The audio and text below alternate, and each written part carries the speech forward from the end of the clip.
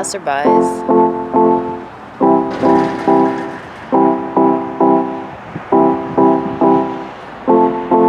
My favorite thing is confusing the masses of boring-ass plebeian sheep.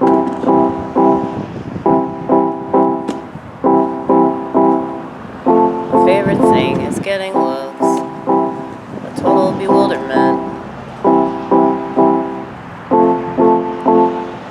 Most of them are too busy staring at a screen to even notice me. Or randomly, when they look up and see me, they go, "What the fuck?"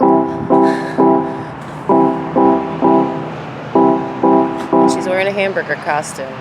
It is Halloween though.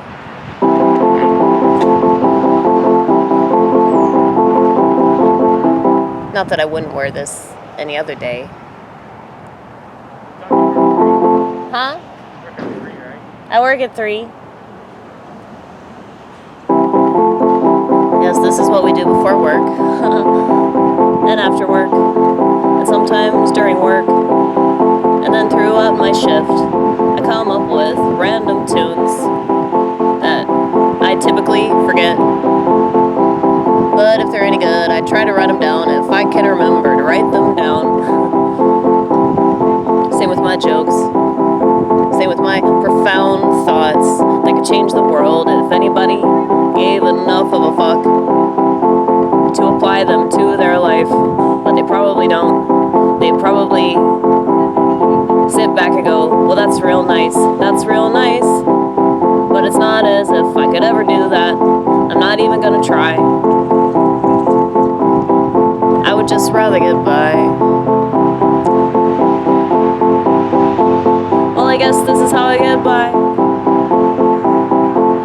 Doing stuff that doesn't make sense to anybody but me, And if you do stuff that makes sense to everybody, but when you sit and you think about it and it doesn't make any sense, then don't you kind of sort of hate yourself? I would.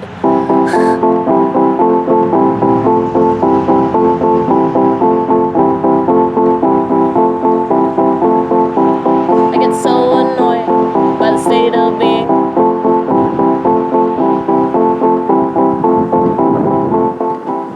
That seems to possess everybody but me and a small faction of us that actually care what we're seeing.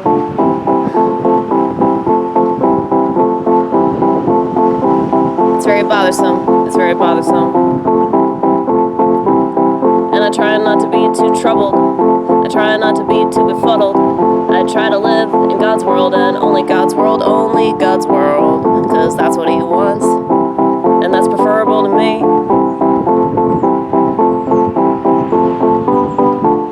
Once you get a little taste of the water of life, I promise you, dear audience, nothing else will suffice.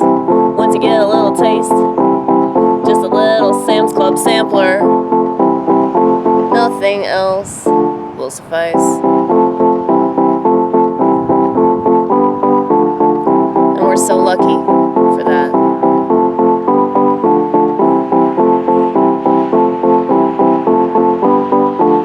$3 paid the price for all of us to not have to think twice. How many people really think about what they do on a regular basis?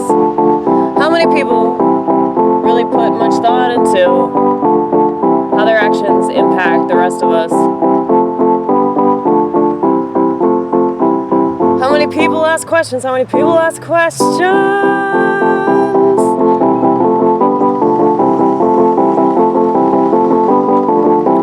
People do what they want to do in spite of how everybody else feels about them. But for the right reason. I promise. For the right reason.